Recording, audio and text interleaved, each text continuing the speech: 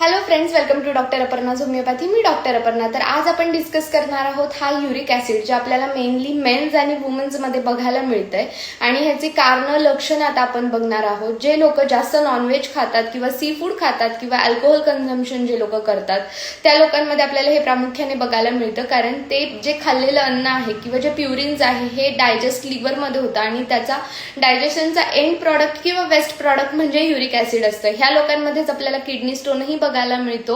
आणि ह्याची लक्षणं, युरिक ऍसिड वाढण्याची लक्षणं कोणती आहेत तर लहान सांधे दुखणे, हे छोटे जॉईंट्स असतात हे दुखणे किंवा गुडघा दुखणे, किंवा बऱ्याच लोकांना जास्त त्रास पायाचा अंगठा असतो त्या अंगठ्यामध्ये होतो, कारण तिथे खूप स्वेलिंग येतं, रेडनेस होतो आणि अशामुळे खूप त्रास आपल्याला बनतो. आणि जे युरिक ऍसिड आहे हा तुमचा दुश्मन बनून जातो. तर ह्याला मित्र बनवण्यासाठी आपल्याला होमिओपॅथीमध्ये काय उपचार घेता येईल ते बघणार आहोत.